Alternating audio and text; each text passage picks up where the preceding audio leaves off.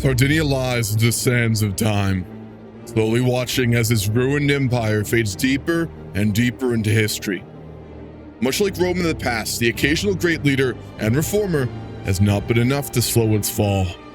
In recent times, Sardinia has failed yet again to win wars in Europe, while the colonies, once a hope for the future, continue to fall to more powerful colonizers.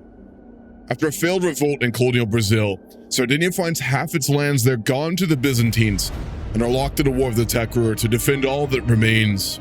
Growing more desperate, the next and perhaps final generations of House Torres' monarchs must gamble everything to change the fate of a once great family. This is the 11th episode of a roleplay mega campaign following House Torres.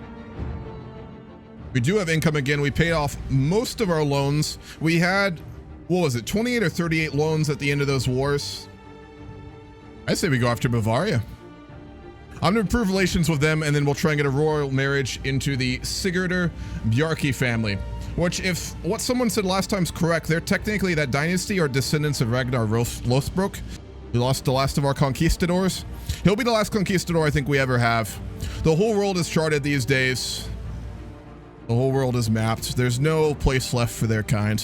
They are a dead breed of commander. Are they gonna help us there or not? We just got stack wiped. Oh my god. All right, let's recruit some elite infantry. Our 46,000 strong army was just stack wiped in North Africa. And we were declared war on by the Hoxakawa. Yes, we can send our navy, we can send our transport fleets, we can drop troops there, and we can fight them in California. The Union of Abruzzo II and Dejira. We've gained not only a spouse, but also a new ally to the realm. The Caetani is an old and influential family, and they're seeing Corsica as a jewel of the kingdom. Of course, friendship has to go both ways, and the Dejira family will expect a lot from us. And we have an heir, Asada. He's a 424, and then our wife is a 456. Wow. Ruthenia sent another 75,000 men. We have another army of 36,000. Let's pull back and just hold the pass while they take those sieges, and we'll go further south. Kind of want to take this battle. They're going to get around behind us. We really don't want that. Let's take it. Let's go. No, no, Ruthenia. We split them. No, Ruthenia. If they win it, it's worth it, but I don't think they will. Nope. I'm just trying to come up with a long-term strategy for how we get out of this. I think what we have to do is we have to pull out of South America. We need to RP-wise sell Brazil to Byzantium. Sell the southern holdings we have in Argentina to Byzantium. And if they want it, we'll need to sell Chile to Byzantium. The end result being we could ally them, and we'd actually have a strong ally in Europe. Then we all in on North America. We'd have to give up a lot for it, but having a mainland ally with Byzantium opens the door to the only thing that gets us out of this, right? Which is winning mainland European wars. But first, we have to win this war. Ruthenia has been such a lifesaver, though. I know we struggled for most of this grand campaign to have no allies, but we found one in Ruthenia. That's Ukraine, by the way, basically. They're turning into Ukraine, which is fucking cool.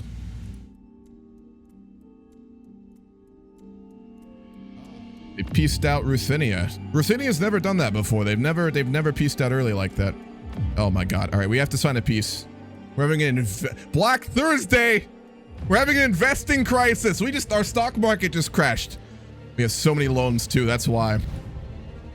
Take the siege and then we're gonna offer a peace. Fuck it. We'll just give them South America. Let the Byzantines fight them for it.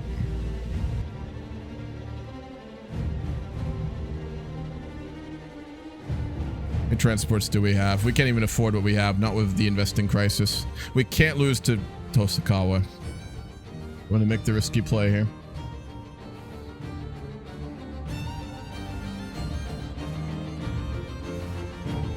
I hope I don't regret this.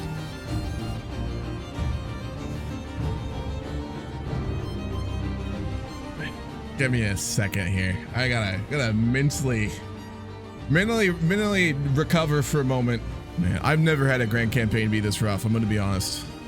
Never. I like it. I do. I really do like it. But this day takes a heavy fucking toll, you know? The ages of Sardinia's Great Depression have begun. Yeah, well, this is a low point. This is a low point for sure.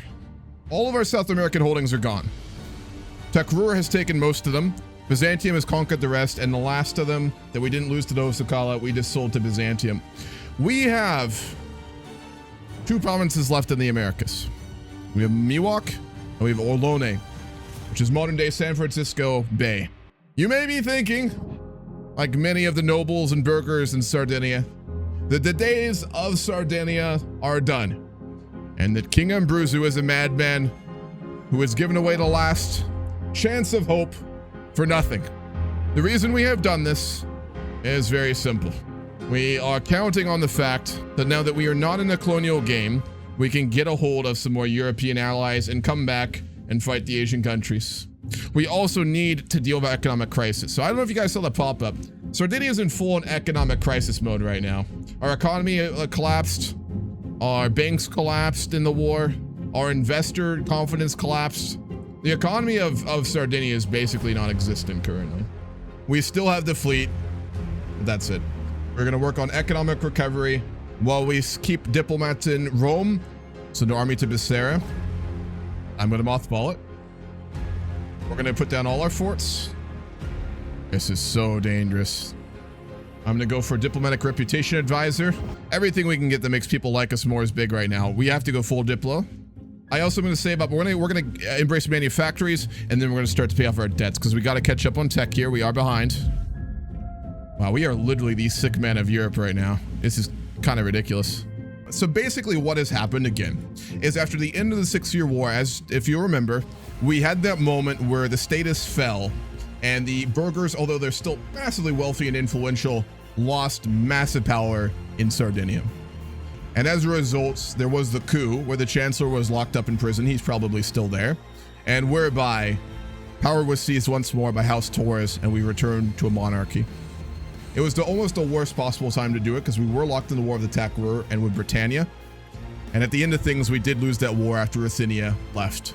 Given that he had no allies remaining and no options, Abruzzo, who knows that if he fails here, not only may the status get power again, but there's actually probably a solid chance that the monarchy could get abolished entirely. You got to remember, Sardinia in this game is kind of the hub of radical ideas, right? Religious and political.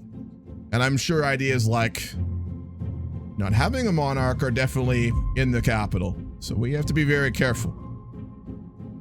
Given that we took the very radical course we just did, where Abruzzo, who is a very capable administrator, but he has a very poor diplomatic mind, essentially just sold out all of our South American territory, pieced out of 2 great wars, and accepted defeat at a level that's really never been seen before by House Torres or by our country.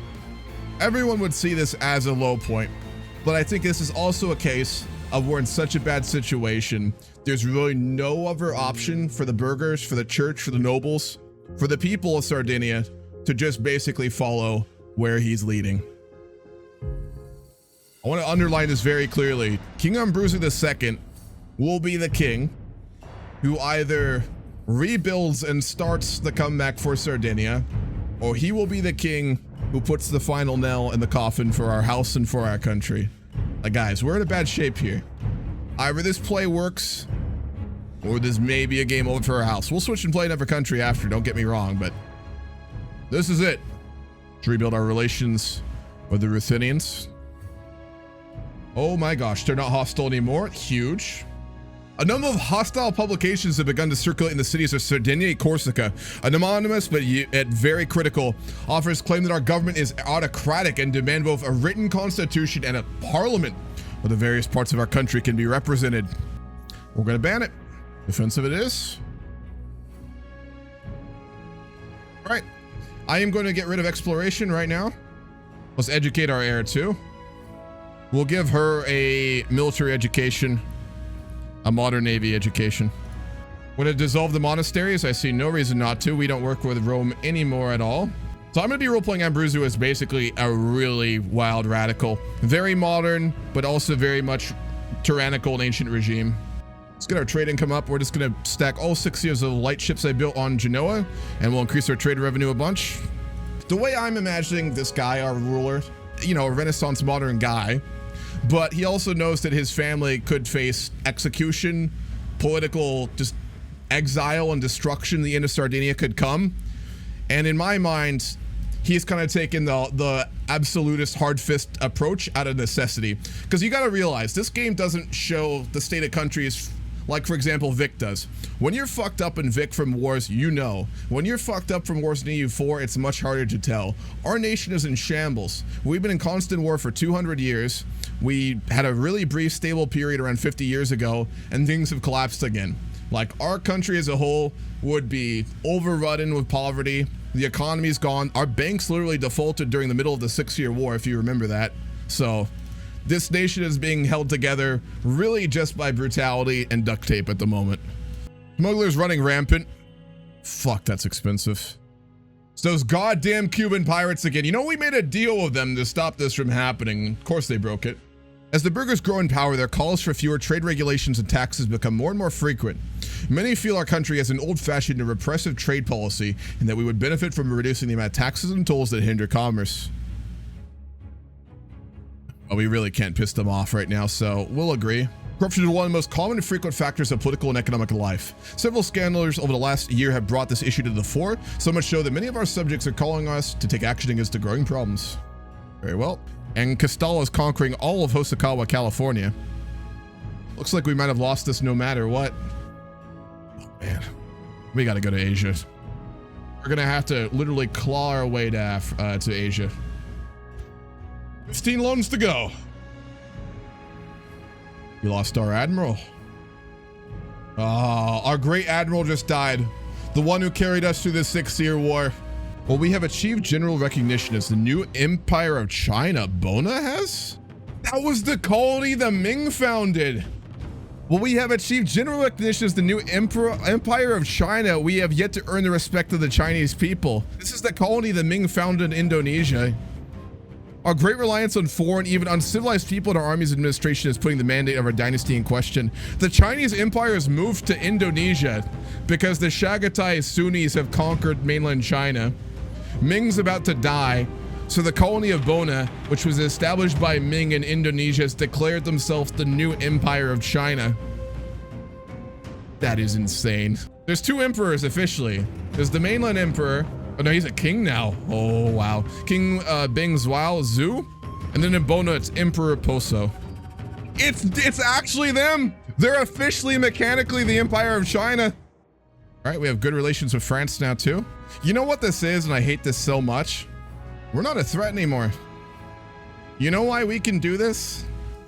You know why no one hates us anymore? We're not a power. We have no colonies. We have no armies. We have a strong navy, but that's it. We're just not a European player anymore, and that's why all these countries are like not hating us. That's worse. That's so much worse. 6 loans to go. We are almost out of the woodwork here. That's just like recovery, and then we need to work on expansion. I'm gonna keep running this economy and just completely build up all the buildings we can. I'm gonna build up manufactories. We're gonna hyper industrialize. I'm gonna build up all of our defensive buildings. I'm gonna develop the great works that we have, which I think is probably just Napoli at this point. And then when all of that's done, we're gonna work on hyper building up our military, and we're gonna go all in on some big wars. We've actually managed to develop good relations with basically everyone around us. We'll do the fat mids next too. Like, we have good relations with every major power in Europe now. Absolute government, yep. That's about where we're at generally. Gastalla has proclaimed themselves as the economic hegemon. We had the first hegemon of the game. We paid off our loans. The 9,000 ducat debt from these recent wars is finally paid off. We are in the green. We can actually start investing now and building and repairing our kingdom. Since the invention of the printing press, more and more books about an ever wider range of subjects have been published. We can now see the benefits of this, since knowledge spreads faster and more ideas are appearing amongst our philosophers and natural scientists. I'm gonna build up all our trade buildings. Then I'm gonna probably build up universities a bunch of different places. I won't spam them. Again, this is still an RP campaign, so I'll build them a few places with high development. And the last trait our King Ambruser did get is careful. He's also 54 now. He hasn't started a single war. He's actually, Is he going to be the only monarch who's actually oversaw like a period of no war? Have we had any other who's done that? I don't think we've actually had another king who's actually oversaw an era of peace like this. Another stock market crash, another Black Thursday. We're going to guarantee the banks. We have the money for it this time. Go Yaya Limi. Reduce that construction cost. Did I just see a Hellenic advisor? Oh my God, we have Hellenic advisors. Napoli just became Hellenic. We now have 3 Hellenic provinces in Sardinia. I'm just going to try and build state houses in as many provinces as we can. We're trying to centralize our bureaucracy. I don't know if state houses are actually useful in the context of the game. I mean, reduced autonomy looks useful, but given we're trying to centralize underneath an absolutist king again, right? I think that makes a lot of sense. Byzantium, why won't you love me? Genghis Khan's descendants are currently ruling the Byzantine Empire. I didn't realize that.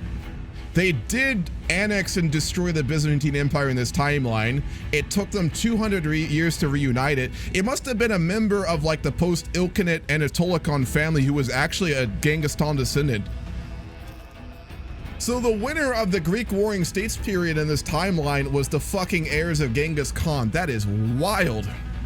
Okay, I think we can start thinking about our next war. It's been a long time, I know, but we may be weak compared to many other Western powers in Europe, but we are so developed. I mean, by the time we're done, and Abruzzo has done this all in his lifetime, we are literally going to have hyper-developed trading hubs in every region of the kingdom. We're going to have town halls built in every single province of the kingdom. We'll have universities in most of the major cities. We'll have manufactories built in almost every province, so we're hyper-industrialized. We may be small, but we are very technologically and very economically advanced for what we are. Yes. I can never say no to Ruthenia. I want to upgrade that trading hub, but I can't say no to Ruthenia. Not after what they've done for us. Let's see what our current costs are if we unmothball the fleets and we pay everything. We still have a massive surplus. Let's unmothball. We're not mothballed on our forts actually. Wow. Our economy has really transformed, hasn't it? Look at that. Let's up our advisors next. Let's put them up to level 2s. Ooh, Cyrus Taparelli. That's a 6 fire admiral. Not bad. Man, the publications. Bavaria just invaded Ruthenia and they're allied with the Papal States. The timing where we actually have the military we need ready to go. That's crazy. I don't think we can beat Bavaria here, but we can at least help.